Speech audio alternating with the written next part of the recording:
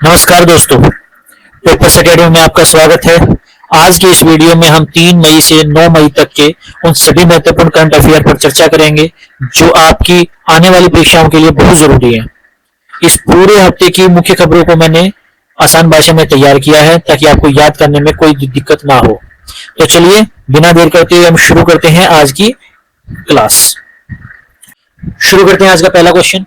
आज का पहला क्वेश्चन है, मई 2026 में भारत के नए chief of the defence staff CDS के रूप में किसे नियुक्त किया गया है?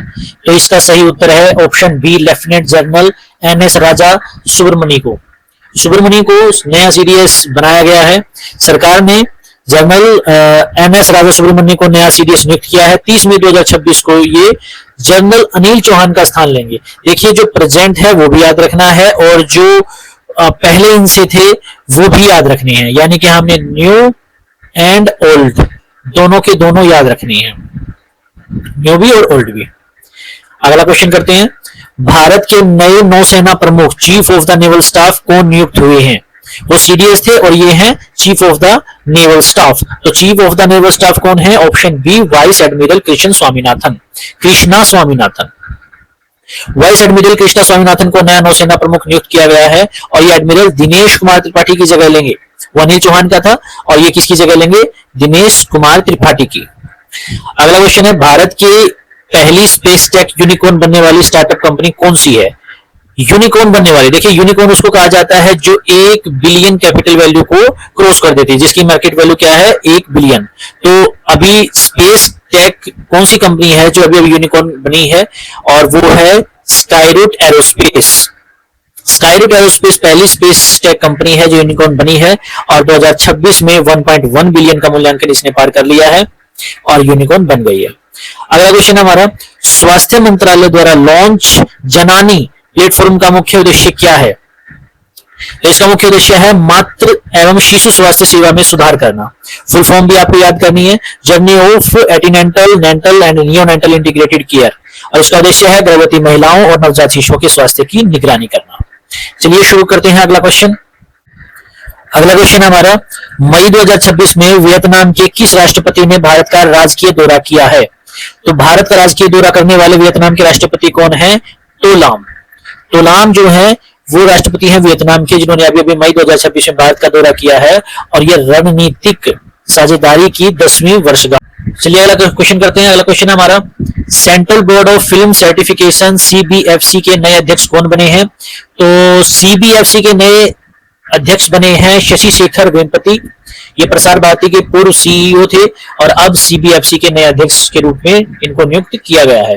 भारत का 18वां रेलवे जोन कौन सा है जिसका मुख्यालय विशाखापट्टनम में है? तो विशाखापट्टनम में किस रेलवे जोन का है? पहली बात तो एक क्वेश्चन आपको याद करना है कि ये 18वां रेलवे जोन है। इससे पहले 17 रेलवे जोन थे, अब 18वां है जिसका मुख्यालय विशाखापट्टनम में है और ये है साउथ कोस्ट रेलवे। विशाखापट्टनम मुख्यालय के साथ साउथ कोस्ट रेलवे भारत का 18वां रेलवे जोन बन गया है। अगला क्वेश्चन हमारा, पुलित्जर पुरस्कार 2026 जीतने वाले भारतीय पत्रकार कौन हैं? तो सभी है ये, आनंद आरके और सुपर्णा शर्मा, अनिरुद्ध घोषाल और रवीश कुमार, ये सभी के सभी, यानी कि ऑप्शन सी बिल्कुल सही है। सभी ने जो है पुलित्जर पुरस्कार जीता है और ये जो पुलित्जर पुरस्कार पत्रकारिता के क्षेत्र में दिया जाने वाला सबसे प्रतिष्ठित पुरस्कार होता है। अगला क्वेश्चन है, केंद्रीय मंत्रिमंडल ने सुप्रीम कोर्ट के जजों की संख्या 33 से बढ़ाकर कितनी करने की मंजूरी दी है? 33 से बढ़ाकर ये मंजूरी दी गई है 33 से बढ़ाकर 37 करने की। ऑप्शन सी बिल्कुल सही है। सुप्रीम कोर्ट ने जजों की संख्या 33 से बढ़ाकर 37 करने की मंजूरी दे दी गई है। ये सीजेआई को छोड़कर है, चीफ जस्टिस ऑफ इंडिया को छोड़कर। जो बाकी जज हैं वो पहले 33 हुआ करते थे, अब कितने होंगे? 37 होंगे। दुनिया का पहला ऑप्टोसार उपग्रह किसने लॉन्च किया है? तो ऑप्टोसार उपग्रह को लॉन्च करने वाला दुनिया का पहला लॉन्चर कौन है? गैलेक्सी आई। बेंगलुरु में स्थित स्टार्टअप गैलेक्सी आई ने मिशन दृष्टि के तहत ऑप्टोसार को लॉन्च किया है। 2026 विधानसभा चुनाव परिणामों के अनुसार पश्चिम बंगाल में किस पार्टी ने बहुमत प्राप्त किया है? तो ये बहुत ही चर्चा में रहा है, भाजपा ने ममता बनर्जी को हराकर और भाजपा की सरकार वहां पर बन गई है। 2026 में विधानसभा चुनावों में भाजपा ने पश्चिम बंगाल में पहली बार पूर्ण बहुमत से ऐतिहासिक जीत दर्ज की है। अगला क्वेश्चन हमारा है, तमिलनाडु में 2026 के चुनावों में किस नई पार्टी ने जीत दर्ज की है? तो ये जीत दर्ज करने वाली पार्टी है टीवीके, तमिलनाडु वेंट्री कंजगम। अभिनेता विजय द्वारा स्थापित टीवीके पार्टी ने तमिलनाडु में राजनीतिक में बड़ा फेरबदल करते हुए महत्वपूर्ण सीटें दर्ज की हैं। देखिए ये जो टीवीके है, ये थलपति विजय के नाम से फेमस जो अभिनेता है तमिलनाडु के, उन्होंने शुरू की थी फरवरी 2024 में, और 2026 में इनकी पार्टी जीत भी चुकी है और ये सीएम बन चुके हैं। तो सीएम कौन बन चुके हैं? थलपति विजय, अभिनेता विजय। अब आपका ये एक क्वेश्चन मैं आपको देता हूं, जो आपने कमेंट सेक्शन में कमेंट करके इसका आंसर बताना है। जो विजय है उनका फिल्मी दुनिया में ओरिजिनल और पूरा नाम क्या है? पूरा नाम ये आपको कमेंट सेक्शन में बताना है। चलिए करते हैं अगला क्वेश्चन। मई 2026 में प्रसार भारती के नए अध्यक्ष के रूप में किसे नियुक्त किया गया है? प्रसार भारती के नए अध्यक्ष के रूप में किसे नियुक्त किया गया है? तो ये किया गया है प्रसून जोशी को। प्रसून जोशी जो है नए अध्यक्ष बने हैं और ये प्रसिद्ध गीतकार रहे हैं पहले से। मई 2026 में आरबीआई के नए डिप्टी गवर्नर कौन बने हैं? आरबीआई के नए डिप्टी गवर्नर कौन बने हैं? रोहित जैन। रोहित जैन जो है अभी अभी नए डिप्टी गवर्नर नियुक्त किए गए हैं। अगला क्वेश्चन हमारा है, आईसीसी महिला टी20 विश्व कप 2026 के लिए भारतीय टीम का कप्तान किसे बनाया गया है? तो ये बनाया गया है हरमनप्रीत कौर को। हरमनप्रीत कौर को टीम का नेतृत्व संभालने की जिम्मेवारी दी गई है। मिशन दृष्टि उपग्रह को किस रॉकेट द्वारा लॉन्च किया गया है? तो ये लॉन्च किया गया है स्पेसएक्स फाल्कन 9 के द्वारा। इसे स्पेसएक्स के फाल्कन 9 रॉकेट द्वारा अमेरिका के वेडेनबर्ग स्पेस फोर्स बेस से लॉन्च किया गया है। तो ऑप्शन सी बिल्कुल सही है। अगला क्वेश्चन है, पुलित्जर पुरस्कार किस विश्वविद्यालय द्वारा प्रशासित किया गया है? तो ये किया गया है कोलंबिया विश्वविद्यालय के द्वारा। पुलित्जर पुरस्कार जो पत्रकारिता के रूप में दिया जाता है और भारत के इसमें 4 पत्रकारों को यह पुरस्कार दिया गया है। यह हर वर्ष दिया जाने वाला पुरस्कार है। तो किस कौन देता है? कोलंबिया विश्वविद्यालय। केरल विधानसभा चुनाव 2026 में किस गठबंधन की सत्ता में वापसी हुई है? तो केरल विधानसभा में किसकी वापसी हुई है? तो ये वापसी हुई है यूडीएफ की। यूडीएफ एक कांग्रेस समर्थी पार्टी है और इसी की वापसी हुई है। यहां पर भाजपा का सिक्का नहीं चला और केरल में कांग्रेस के नेतृत्व वाले यूडीएफ गठबंधन ने वामपंथी एलडीएफ को हराकर सत्ता में वापसी कर ली है। केरल जो राज्य है उसका नाम बदलकर अब क्या कर दिया गया है? केरलम कर दिया गया है। आपको ये आज का दूसरा क्वेश्चन है, आपको कमेंट सेक्शन में बताना है कि और कौन कौन से स्टेट हैं जिनका नाम बदला गया है, जिसके नाम में थोड़ा चेंज किया गया है। दोस्तों अगर आपको ये जानकारी अच्छी लग रही है तो प्लीज लाइक और सब्सक्राइब करना ना भूलें और अपने दोस्तों के साथ इसी सेशन को शेयर करते रहें। चलिए करते हैं अगला क्वेश्चन। जनानी प्लेटफॉर्म पर लाभार्थी पंजीकरण के लिए किस डिजिटल कार्ड का उपयोग किया जाता है? तो उस डिजिटल कार्ड का नाम है digital MCH card. MCH card, MCH का जो फुल फॉर्म है mother and child health care. Digital MCH card का इसमें प्रयोग किया जाता है और एमसीएच की फुल फॉर्म मातृत्व और शिशु स्वास्थ्य यानी कि मदर एंड चाइल्ड हेल्थ से है। अगला क्वेश्चन है, सुप्रीम कोर्ट के जजों की संख्या बढ़ाने का अधिकार किसके पास है? तो यह अधिकार केवल और केवल संसद के पास है। अभी अभी ये 33 से बढ़ाकर कितने किए गए हैं? 37। और किसके द्वारा किया गया है? संसद के द्वारा। और किस अनुच्छेद से उनको ये शक्ति मिलती है? अनुच्छेद 124 से, ताकि वो कानून बनाकर जजों की संख्या में बदलाव कर सकती है।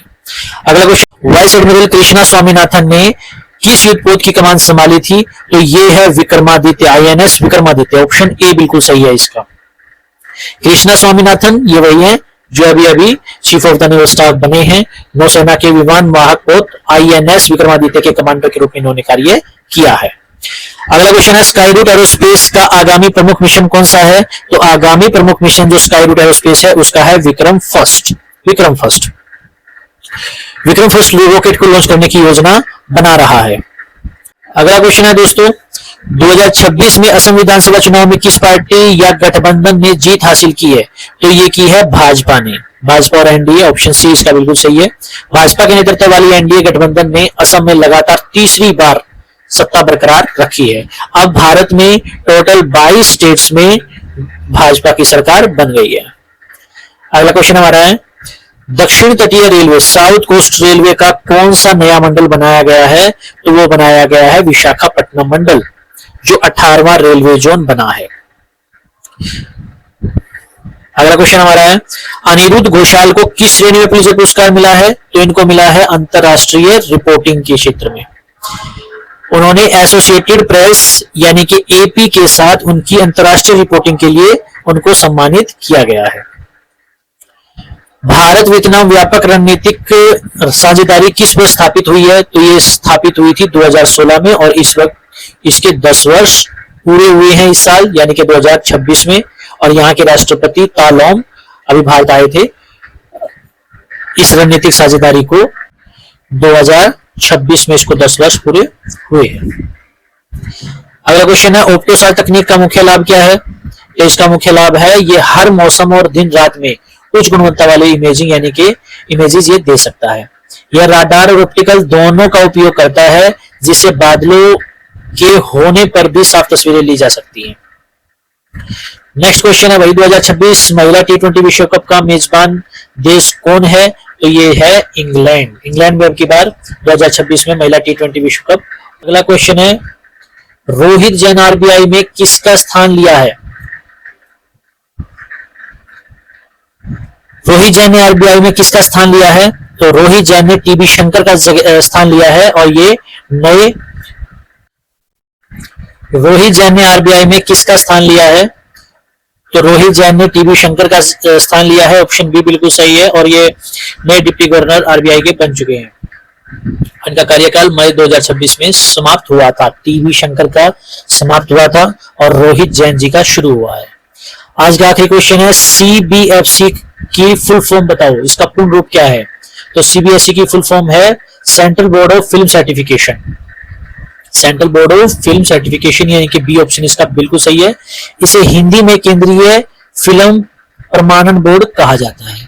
तो ये थे दोस्तों आज के 30 एमसीक्यू और यहां से गारंटेड 2 या 3 क्वेश्चन आपके एग्जाम्स में जरूर पूछे जाएंगे। ये थे आज के वीकली करंट अफेयर्स की कुछ एमसीक्यू क्वेश्चन। उम्मीद है कि आपको समझ में आए होंगे। किसी क्वेश्चन में आपको कोई प्रॉब्लम रही है तो प्लीज हमें कमेंट सेक्शन में जरूर बताएं। मिलते हैं जल्दी ही अगली वीडियो में। तब तक के लिए पढ़ते रहिए, बढ़ते रहिए। जय हिंद, गुड बाय।